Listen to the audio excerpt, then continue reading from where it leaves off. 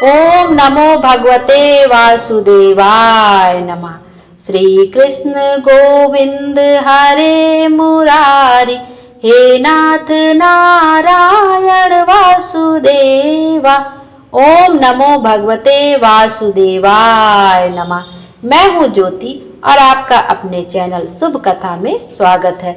आइए आज के वीडियो में हम वैशाख मास महात्म्य के 17वें अध्याय का श्रवण करेंगे। शंख, व्याध संवाद और व्याध के पूर्व जन्म का वृतांत।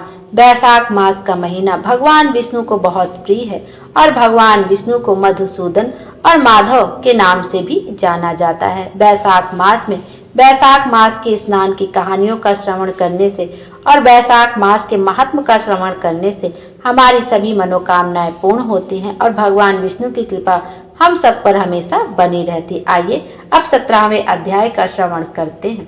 श्रुतदेव जी कहते हैं, राजन, पंपा के तट पर कोई शंख नाम से प्रसिद्ध परम यशस्वी ब्राह्मण थे, जो बृहस्पति सिंह राशि में स्थित होने पर कल्याणमयी गोदावरी नदी में स्नान करने के लिए गए।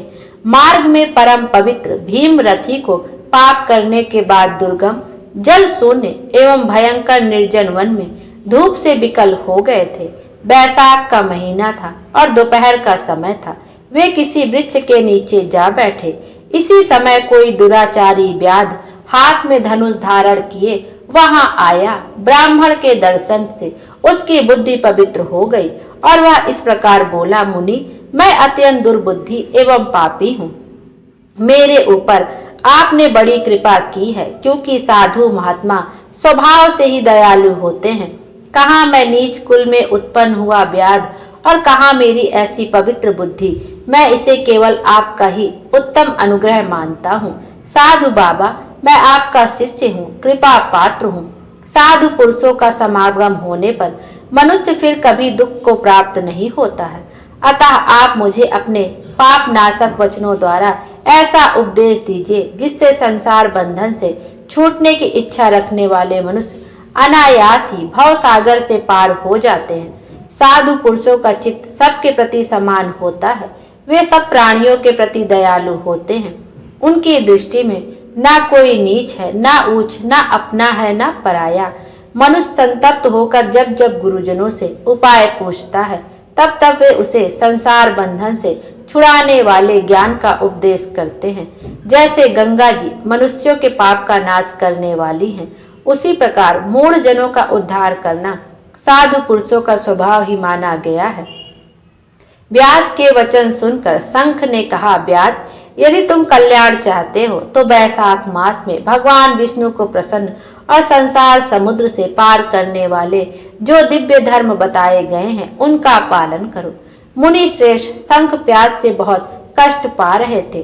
दोपहर के समय उन्होंने सुंदर सरोवर में स्नान किया और युगल वस्त्र धारण करके मध्याह्न काल की उपासना पूरी की।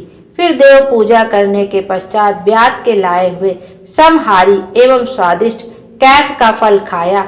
जब वे खा पीकर सुखपूर्वक विराजमान हुए, उस समय व्याध ने हाथ जोड़कर कहा, मुनि, किस कर्म से मेरा तमोमय व्याध कुल में जन्म हुआ और किससे ऐसी सद्बुद्धि तथा महात्मा की संगति प्राप्त हुई?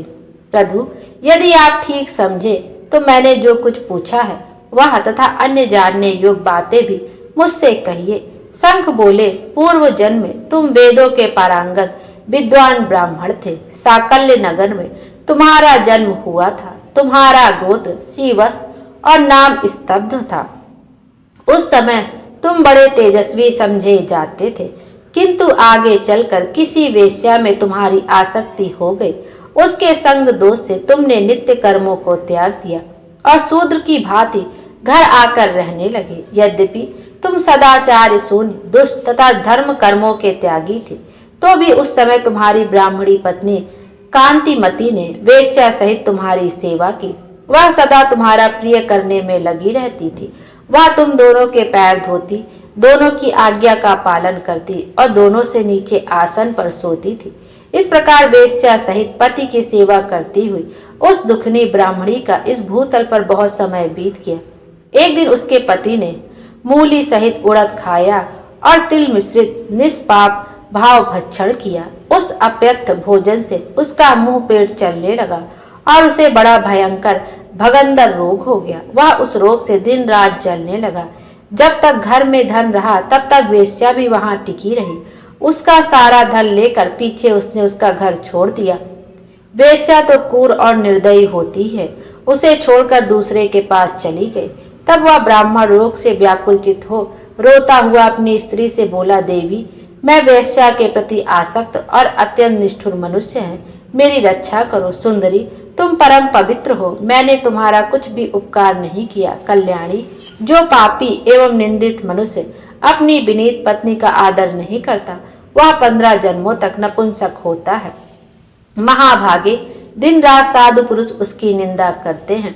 तुम साध्वी और पतिव्रता हो, मैं तुम्हारा अनादर करके पाप योनि में गिरूंगा। तुम्हारा अनादर करने से जो तुम्हारे मन में क्रोध हुआ होगा, उससे मैं दग्ध हो चुका हूँ। इस प्रकार अनुताप युक्त वचन कहते हुए पति से वह पतिव्रता हाथ जोड़कर बोली, प्राणनाथ, आप मेरे प्रति किए हुए व्यवहार को लेकर दुख न माने, लज्जा का अनुभव न करें। मेरा आपके ऊपर तनिक भी क्रोध नहीं है, जिससे आप अपने को दग्ध हुआ बतलाते हैं। पूर्व जन्म में किए हुए पाप ही इस जन्म में दुख रूप होकर आते हैं। जो उन दुखों को धैर्य पूर्वक सहन करती है, वही स्त्री साध्वी मानी जाती है और वही पुरुष श्रेष्ठ समझा जाता है। वह उत्तम वर्ण वाली स्त्री अपने पिता और भाइयों से धन मांग कर लाई और उसी से पति का पालन करने लगी। उसने अपने स्वामी को साक्षात श्री क्षीर सागर निवासी विष्णु ही माना। वह दिन रात पति के मलमूत्र साफ करती और उसके शरीर में पड़े हुए कष्टदायक कीड़ों को धीरे धीरे नख से खींचकर निकालती थी। ब्राह्मणी न रात में सोती थी न दिन में। अपने स्वामी के दुख से संतप्त होकर वह दुखनी सदा इस प्रकार प्रार्थना किया करती थी, प्रसिद्ध देवता और पितर मेरे स्वामी की रक्षा करें, इन्हें रोगहीन एवं निष्पाप कर दे। मैं पति के आरोग्य के लिए चंडिका देवी को भैंस का दही और उत्तम अन्न चढ़ाऊंगी। महात्मा गणेश की प्रसन्नता के लिए मोदक बनवाऊंगी। 10 शनिवारों को उपवास करूंगी तथा मीठा और भी नहीं खाऊंगी। मेरे प्रति रोगहीन होकर 100 वर्ष जीवे। इस प्रकार वह देवी प्रतिदिन देवताओं से प्रार्थना करती थी। उन्हीं दिनों कोई देवल नामक महात्मा आए। वैशाख मास में धूप से पीड़ित हो सायंकाल के समय उस ब्राह्मण के घर में उन्होंने पदार्पण किया। ब्राह्मणी ने महात्मा के चरण धोकर उस जल को मस्तक पर चढ़ाया और धूप से कष्ट पाए हुए महात्मा को पीने के लिए शरबत दिया। प्रातः काल सूर्योदय होने पर मुनि जैसे आए थे वैसे चले गए। तदंतर थोड़े ही समय में उस ब्राह्मण को संतिपात हो गया। ब्राह्मणी सोठ, मिर्च और पीपल लेकर जब उसके मुंह में डालने लगी, तब उसने पत्नी को उंगली काट ली। उसके दोनों दांत सहसा सट गए और ब्राह्मणी की उंगली का वह कोमल खंड उसके मुंह में ही रह गया। उंगली काटकर उस वेश्या का ही चिंतन करता हुआ वह ब्राह्मण मर गया। तब उसकी पत्नी कांतिमती ने कंगन बेचकर बहुत सा ईंधन खरीदा और चिता बनाकर वह साध्वी पति के साथ उसमें जा बैठी। उसने पति के रोगी शरीर का गाढ़ आलिंगन करके उसके साथ अपने आप को भी चिता में जला दिया। शरीर त्याग कर वह सहसा भगवान विष्णु के धाम में चली गई। उसने वैशाख मास में जो देवल मुनि को शरबत पिलाया और उनके चरणोदक को शीश पर चढ़ाया था, इससे उनको योगी गम्य परम पद की प्राप्ति हुई।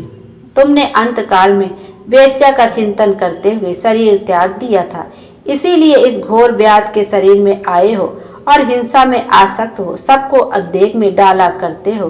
तुमने वैशाख मास में मुनि को शरबत देने के लिए ब्राह्मणी को अनुमति दी थी।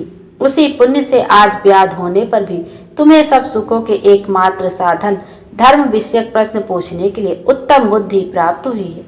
तुमने जो सब पापों को हरने वाले मुनि के चरणोदक को सिर पर धारण किया था, उसी का यह फल है कि वन में तुम्हें मेरा संग मिला है।